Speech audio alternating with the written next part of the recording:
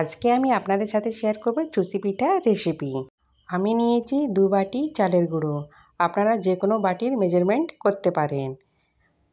আর নিয়েছি হাফ বাটি ময়দা, দিয়ে দিচ্ছি সামান্য লবণ, হাফ টিস্পুন লবণ নিয়েছি। এবারে ভালো করে মিশিয়ে নিচ্ছি।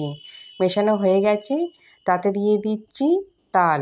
আমি তালটা আগে থেকে চেঁচে ফুটিয়ে রেখেছিলাম, 2-3 দিন ধরে ফোটানো হয়েছে, তাই তালটা বড্ড বেশি গাঢ় হয়ে গেছে। এবারে ভালো করে চালের গুঁড়োর সাথে তালটাকে মিশিয়ে নেব।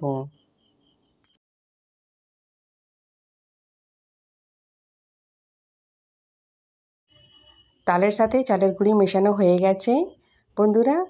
এইবারে এতে অল্প পরিমাণে আমি জল অ্যাড করে দেব, একদম সামান্য জল দেব, কেন অনেকটাই মাখা হয়ে গিয়েছিল। দেখুন খুব সুন্দর ডো তৈরি হয়ে গেছে, একদম আটার মতন, খুব শক্ত নয় খুব নরম নয়। এইবারে আমি দুটো ভাগ করে কেটে নিয়েছি। আপনাদেরকে আমি কাঁচি দিয়ে প্রথমে কেটে দেখাচ্ছি। হাত দিয়েও ছোটো ছোটো করে করা যায়, এবার কাঁচি দিয়েও কেটে করা যায়। আপনাদের যেমন পছন্দ হয় সেইভাবে করে নেবেন। আপনার দু রকমই আমি দেখাচ্ছি আপনাদেরকে। দেখুন কাঁচি দিয়ে কেটেছি, এইভাবে বেরিয়েছে। আপনারা চাইলে এইভাবেই কেটে করে নিতে পারবেন, খুব তাড়াতাড়ি খুব সহজেই হয়ে যায়। আর হাত থেকে আমি করে দেখাচ্ছি চুষিগুলো কীরকম করতে হয়। যদি খুব বেশি পাতলা খেতে চান তাহলে হাত দিয়ে করে নেবেন, আর এটাকে কেটে নিয়ে হাত দিয়েও করা যায়, সেটা আপনাদেরকে আমি আগে দেখাচ্ছি। আমি খানিকটা হাতে নিয়ে নিলাম, নিয়ে আরও একটুখানি কমিয়ে নিচ্ছি।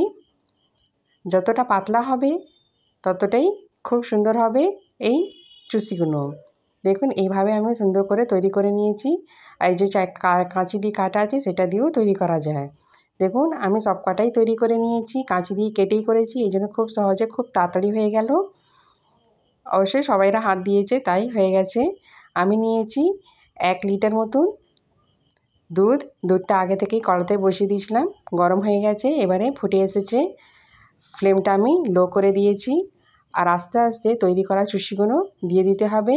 দিয়ে দিয়েছি 2টো এলাচ, এলাচ দিলে টেস্টটা খুব সুন্দর এসে যায়। এবার চুষিগুলো দিয়ে দেব অল্প অল্প করে, ফ্লেমটা লো রাখবো।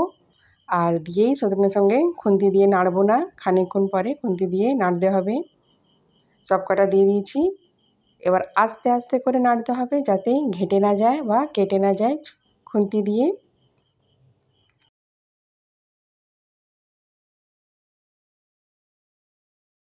দুধটা দেখুন একেবারে ফুটে এসেছে। এবার আমি ভালো করে আবার ভেতরটা নাড়ছি, খুন্তি দিয়ে নাড়তে হবে, তবু খুব সাবধানে। বন্ধু এটা খুব শীঘ্রই তাড়াতাড়ি তৈরি হয়ে যায়, খুব কম সময়ের মধ্যেই এই চুষি পিঠাগুলো তৈরি হয়ে যায়। শুধু চুষি তৈরি করতে একটু সময় নেয়, বাকি সব খুব তাড়াতাড়ি সেদ্ধ হয়ে যায়। দুধটাও গাঢ় হয়ে এসেছে। এতে আমি দিয়ে দিচ্ছি 1 কাপ মতন চিনি। চিনিটা কম বেশিও করতে পারেন, আপনারা যেমন মিষ্টি খেতে ভালোবাসেন কম বেশি করে নেবেন।